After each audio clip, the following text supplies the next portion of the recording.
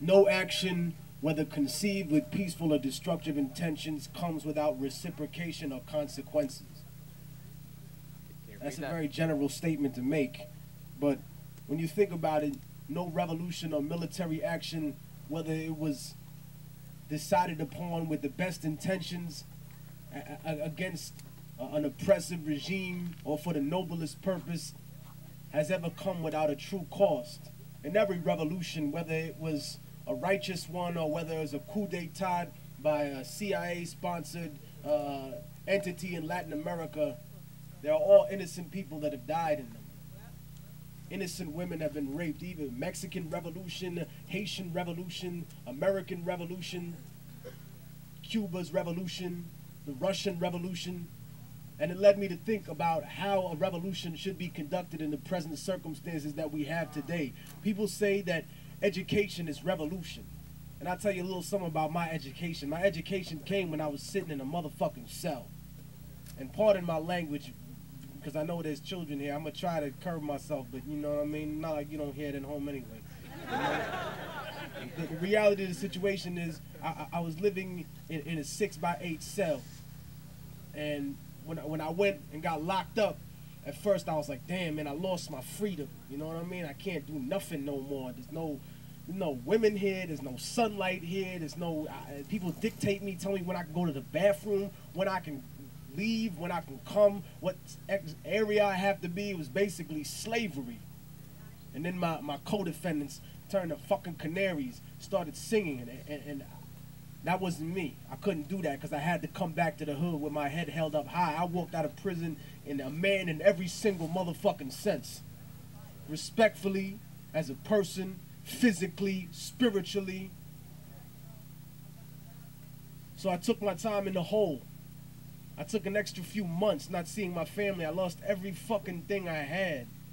That's what happens when you go through slavery. You lose everything you have. And I didn't even have a fraction of what some brothers in the street have been going through. I didn't have no 15 years, no 20 years off some trumped up charges like people in the hood. People don't grow up and just expect to be a political prisoner. Mumia Abu Jamal didn't walk out of his house, say, hey, let me start a movement, get arrested, and spend my life in prison. No. Anybody here, when you leave right now, you could be on a flyer 10 years from now with somebody saying, yo, Carlos, let's not forget about him because he was going home and some cops stopped him routinely and he had an attitude and they shot the shit out of him and one of them got shot in the process and now Carlos doing life without parole. That is the situation we face. And thinking how a revolution is conceivable in this day and age, and we think about our education as a person. And my education came that way. I thought, damn, you know, I used to be free. Now I thought I was even free when I was out there. And then I was locked up even more. Then they only let me out once a week so I could go see the chaplain, an interesting character, preaching to me about the love of Jesus Christ and telling me that all other religions would lead me to hell. That how could a man worship a Buddha or a man with no face, or it's all idolatry. And then I would have arguments and say, well, what about the saints? Aren't they idolatry too? Don't you pray to someone who's not God? You're praying to Saint Mark or Saint Peter or Saint Gabriel or Saint Lazarus. That's not God. That's a man you're praying to. You didn't really take it that well. You know what I mean? We talk about the Constantine changing the Sabbath from Saturday because the original Christians were Jews. Jesus Christ was a Jew, was a Hebrew. Why did he change the Sabbath? Why did we insert paganism into Christianity? So, you know, I got kicked the fuck out of church and jail, and then they wouldn't let me out ever. It was like, you there all day, goodbye. You can come out and walk around for 5 minutes and then get the fuck back in there. So then damn, I'm even more of a slave now. Then they left me off restriction after about maybe a couple of weeks of just sitting in there in a miserable situation, which I have to thank those horrible people for because that's where I wrote a lot of Volume 1. You know what I mean? I got a Native American brother named Judge. He was a trustee. Been in prison for 23 years out of his 30-something life, you know what I mean? You know, since he was a child in prison. And he brought me some paper, and I said, man, I need this, man, I need this. He said to me, write your heart, write your soul. I said, Dad, that's what I gotta do, man. That's what I gotta do.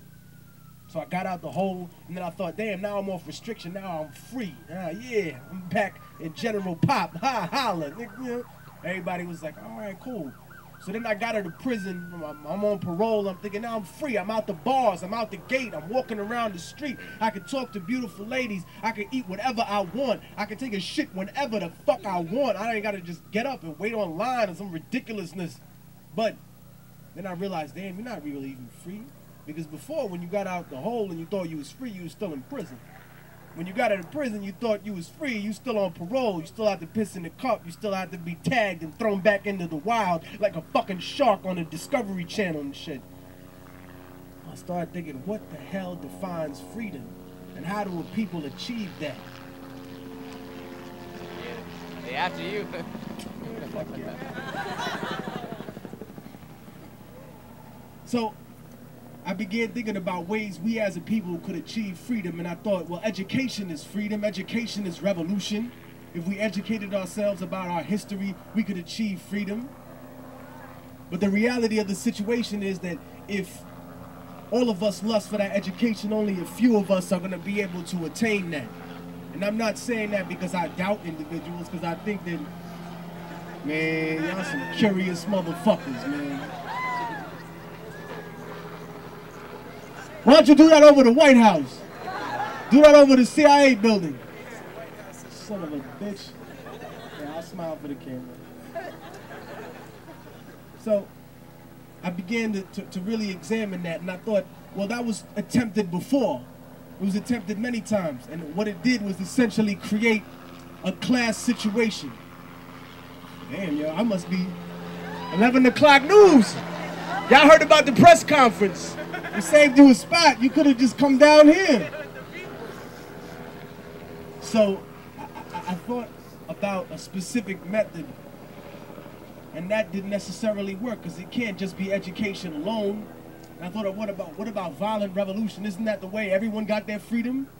Didn't white Americans say, hey, we are being oppressed because we're not given representation along with our taxation? They rebelled violently. Everybody that's ever been attacked rebelled violently. And I said, one way or the other does not work. There needs to be a multi-dimensional attack. It cannot just be people from the hood that are mad at life, because we all know what happens when just people from the hood riot. We just riot in the hood, and we just destroy the stuff in the hood.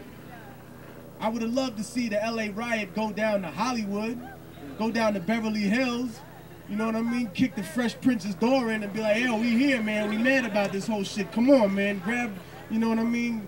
Grab the butler and let's go, man. We got some drama right now, son. That didn't really happen, did it?